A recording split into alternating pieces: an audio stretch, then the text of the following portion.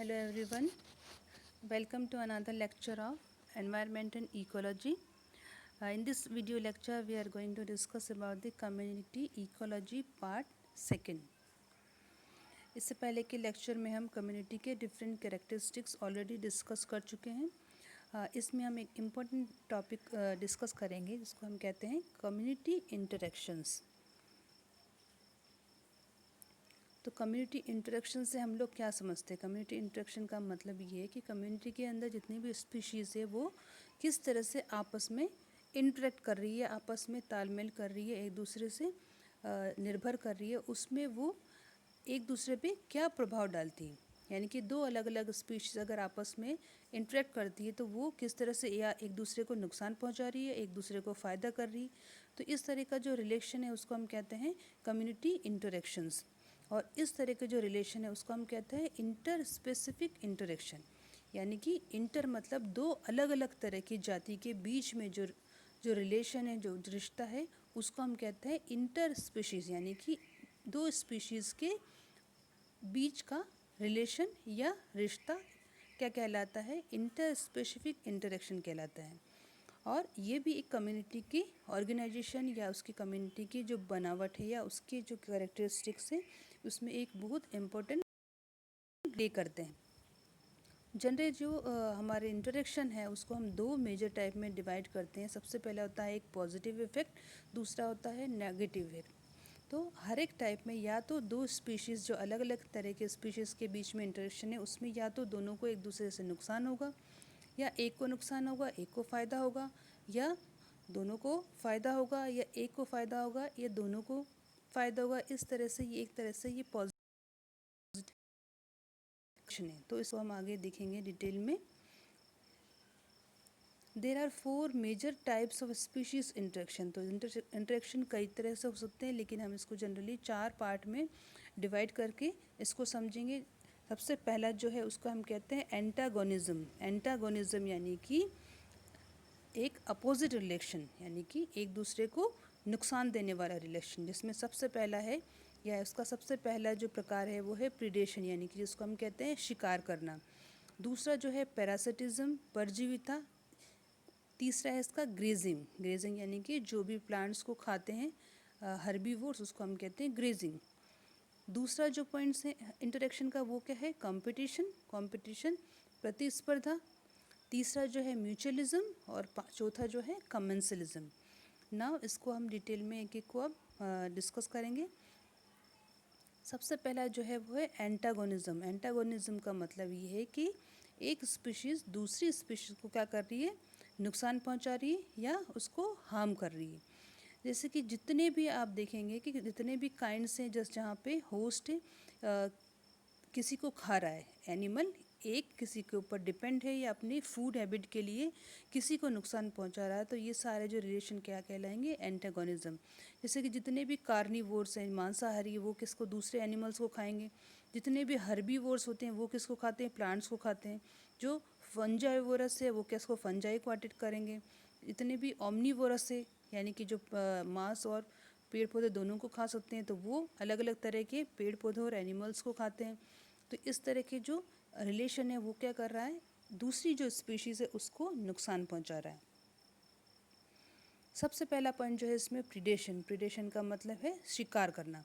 तो predation is a biological interaction where a predator kills and eat its prey. Predator are adapted and often highly specialized for hunting.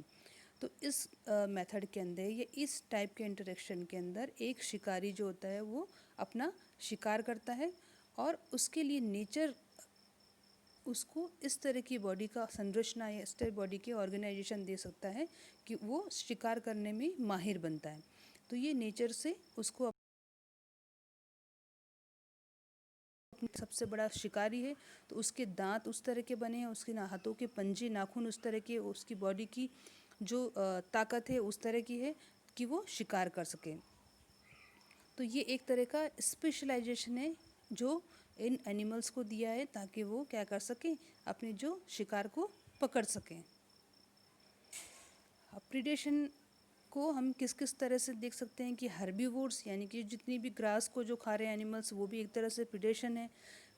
फ्रुक्टिवोरस जो fruit को खाते हैं वो भी एक तरह का एग्जाम्पल है प्रीडेशन का। इंसेक्टिवोरस जो इंसेक्ट को खाते हैं, और कार्निवोरस जो जितने भी एक एनिमल दूसरे एनिमल को मार के खा रहा है। तो ये सारे रिलेशन को क्या हम क्या कहेंगे, प्रीडेशन, यानी कि शिकार करना।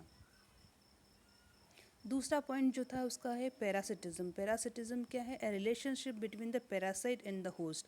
तो पैरासाइट की बात करते हैं तो वहाँ पे दोनों स्पीशीज़ को हम अलग अलग नाम देते हैं, यानी कि जो स्पीशीज़ दूसरे को नुकसान पहुँचा रही है, उसके ऊपर निर्भर है, उसको हम क्या कहते हैं, परजीवी या पैरासाइट। और जिसके ऊपर वो भोजन ले रही है, उसके ऊपर अटैक कर रही है, उसको हम क्या कह रहे हैं, होस्ट। तो प्रीडेशन और पैरासिटिज्म में ये डिफरेंस है कि शिकार के अंदर दूसरे एनिमल को कम्प्लीटली वो क्या कर देता है, मार देता है। लेकिन पैरासिटिज्म में क्या होता है कि एक स्पीशीज़ दूसरे स्पीशीज़ को कम्प्लीटली मारती नहीं है, बल्कि उसके ऊपर निर्भर रहती है और उसका फूड। तो parasites are organisms that live in और on other organism and feed on it without immediately killing it. तो पैरासाइट किस तरह के हो सकते हैं, परजीवी, आंतरिक परजीवी हो सकते हैं या बाह्य परजीवी होते हैं, और एक पार्ट अपना उसकी बॉडी से लेते हैं, किसके रूप में, खाने के रूप में, और उसको इमीडिएटली किल नहीं करते हैं, मारते नहीं हैं। इसी तरह से जैसे कि हमने बताया कि जो भी शिकारी होते हैं या शिकार करते हैं, उसकी बॉडी की संरचना इस तरह की बनाई है कि वो उस शिकार के लिए माहिर होते हैं। उसी तरह से पैरासाइट्स होते हैं, उसकी बॉडी के अंदर भी उसकी जो संरचना इस तरह की होती है कि वो स्पेशलाइजेशन होता है कि अपने होस्ट के ऊपर, अपने होस्ट को वो ढूंढ सके, अपने होस्ट के ऊपर वो खाना ले सके उसका, और उसके ऊपर लंबे टाइम तक उस पर डिपेंड रह सके। जैसे कि हम यहाँ एग्जांपल देख रहे हैं, यहाँ पे एक मॉस्किटो है। तो मॉस्किटो जो है, जितने भी गर्म खून वाले जंतु हैं उन्हीं के ऊपर पैरासाइट है और उनका ब्लड लेते हैं। तो उसके अकॉर्डिंगली उनकी बॉडी के अंदर क्या है, उसके मुखांग पाए जाते हैं, जो कि किस तरह से पियर्सिंग एंड सकिंग टाइप, जिससे कि वो इजीली अपने होस्ट से क्या करता है, अपना फूड ले लेता है।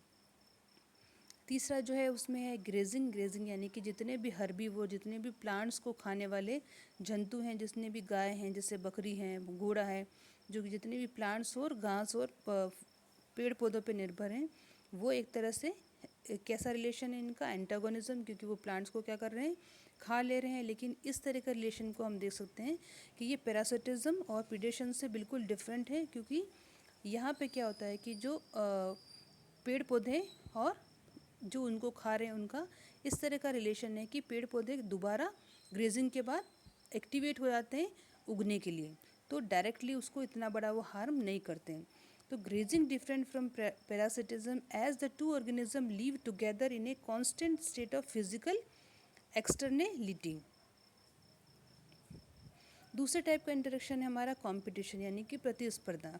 कंपटीशन भी एक तरह का इंटरेक्शन इम्पोर्टेंट इसलिए है कि किसी भी कम्युनिटी के अंदर जो हमारे रिसोर्सेज हैं, यानी कि खाना पानी हर चीज़ क्या है, लिमिटेड है, और उसको पाने के लिए अलग अलग स्पीशीज़ के अंदर आपस में क्या होता है, कंपटीशन होता है। और जो स्पीशीज़ ज़्यादा ताकतवर होती है वो क्या करती है, उस रिसोर्स को ले लेती है, और जो कम ताकतवर होती है वो वहाँ से हटा दी जाती है।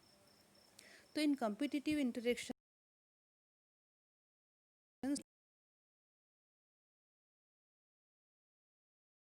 eat the other. Species compete for almost every kind of resources, and the same two species may compete for different resources in different environment. But often one resource called the limiting resource because it limit the population growth of each species. तो अलग अलग resource के अंदर अलग अलग species के बीच में competition होता है, और कुछ रिसोर्स ऐसे होते हैं जो कि बहुत ही ज़रूरी होते हैं इन स्पीशीज़ को सर्वाइव करने के लिए। तो जो सुपीरियर स्पीशीज़ होती है वो क्या करती है, उस रिसोर्स को पा लेती है, और दूसरी स्पीशीज़ को क्या करती है, हार्म करती है, या उसको वहाँ से हटा देती है, या उसको फिनिश कर देती है। देन हमारा आया म्यूचुअलिज्म। तो म्यूचुअलिज्म एक तरह का क्या है, पॉजिटिव इंटरेक्शन है, यानी कि इसमें दो स्पीशीज़ जो कम्युनिटी के आपस में इंटरेक्ट कर रही है, उसको किसी न किसी को हेल्प मिल रही है या उसको फ़ायदा है, इसमें नुकसान किसी को भी नहीं है। इसलिए इस तरह के रिलेशन को हम क्या कहते हैं, कोऑपरेटिव पार्टनरशिप, यानी कि दोनों स्पीशीज़ चाहे वो अलग अलग स्पीशीज़ के हैं, जंतु हैं, लेकिन एक दूसरे को जिंदा रखने के लिए एक दूसरे से कोऑपरेट कर रहे हैं। तो a cooperative partnership between two species in which both species benefit, where it is one species act as a host and other play the role of visitor और एज रेसिडेंट। तो यहाँ पे हम क्या देख सकते हैं कि दोनों में से एक स्पीशीज़ हो सकती है कि एक पर्टिकुलर जगह पर पाई जाती है और दूसरी उसको विजिट कर रही है, तो एक तरह से एक होस्ट हो गया और दूसरा क्या हो गया, विजिटर हो गया। तो म्यूचुअलिज्म का एक अच्छा एग्जांपल हम देख सकते हैं प्लांट्स के अंदर। तो जितने भी प्लांट्स हैं उसके फ्लावर्स का पॉलिनेशन जो होता है वो किसके द्वारा होता है, जैसे बटरफ्लाई है, जितने भी इंसेक्ट के द्वारा होता है। अगर इंसेक्ट नहीं होंगे तो प्लांट्स के अंदर क्या होगा, पॉलिनेशन नहीं होगा। तो 100% डायरेक्टली जो प्लांट्स हैं वो किसके के ऊपर डिपेंड है, इंसेक्ट के ऊपर। और इंसेक्ट किसके ऊपर डिपेंड है, अपने भोजन के लिए प्लांट्स के ऊपर। तो दोनों को एक दूसरे से क्या हो रहा है, हो रहा है, और दोनों कम्प्लीटली एक दूसरे के ऊपर 100% डिपेंडेंट है। दूसरा हम देख सकते हैं कि जैसे कि हमारा रूट्स के अंदर माइक्रो ऑर्गेनिज्म पाए जाते हैं, एग्जाम्पल है म्यूचुअलिज्म का। इसमें दो ऑर्गेनिज्म की स्पीशीज होल लाइफ के लिए एक दूसरे के साथ बनी रहती है, जैसे कि राइजोबियम बैक्टीरिया पाया जाता है लेग्यूमिनस प्लांट्स की जड़ों के अंदर, जो किसमें काम करता है, नाइट्रोजन फिक्सेशन में। तो ये हमारा एग्जांपल हो गया कोऑपरेटिव पार्टनरशिप, जिसमें दोनों स्पीशीज़ को एक दूसरे से बेनिफिट हो रहा है। इसको हम कहते हैं म्यूचुअलिज्म या सिम्बायोसिस। नेक्स्ट आता है हमारा कमेंसलिज्म। कमेंसलिज्म का मतलब ये है कि commensalism benefit one organism and the other organism is neither benefited nor harm. इसमें दो ऑर्गेनिज्म का रिलेशन इस तरह का है कि एक ऑर्गेनिज्म को क्या हो रहा है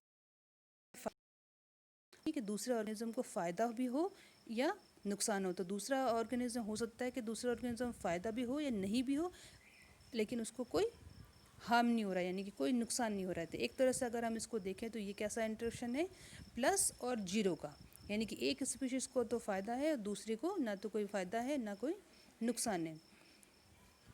the commensal organism may depend on it's host for food, shelter, support, transport और ए कॉम्बिनेशन ऑफ दिस। तो इस तरह के रिलेशन में क्या होता है कि जो कमेंसल ऑर्गेनिज्म है वो दूसरे पे डिपेंड होता है, किसके आधार पर, या तो उसको खाना चाहिए या उसको रहने की जगह चाहिए या उसको किसी तरह का सपोर्ट है या उसको एक स्थान पे दूसरे स्थान पे अपना जाना है। तो इस तरह के रिलेशन को हम कहते हैं कमेंसलिज्म। कमेंसलिज्म का जो एक बेस्ट एग्जांपल हम देख सकते हैं कि एक तरह की जो फिशेस इसमें दिख रही है आपको, जो ब्लैक कलर की स्ट्रिप्ड मछलियाँ हैं, उसको हम कहते हैं रिमोरा फिशेस। तो ये जनरली किसके साथ रहती है, शार्क के साथ रहती है। और जो भी शार्क शिकार करती है उसके बचा कुचा जो भी पार्ट होता है तो ये मछलियाँ उसको क्या करती है, खा लेती है। तो इस तरह से ये शार्क के ऊपर डिपेंड है और शार्क को इससे न तो फ़ायदा है ना नुकसान है। तो दूसरी बात हम देख सकते हैं कि जो म्यूचुअलिज्म रिलेशनशिप है वो कैसा है, एक दूसरे पे डिपेंडेंट है। और म्यूचुअलिज्म भी दो प्रकार का होता है कि दोनों को बेनिफिट है और वो एक दूसरे के बिना जी भी नहीं सकते और लाइफ लॉन्ग एक साथ रहते हैं। और कुछ म्यूचुअलिज्म रिलेशन ऐसे होते हैं कि दोनों एक दूसरे को फ़ायदा है लेकिन एक दूसरे के बिना भी रह सकते हैं। वहीं कमेंसलिज्म में हम क्या देख रहे हैं, दोनों में से दूसरा है ना कोई नुकसान है। So that's all for the today's lecture. Thank you.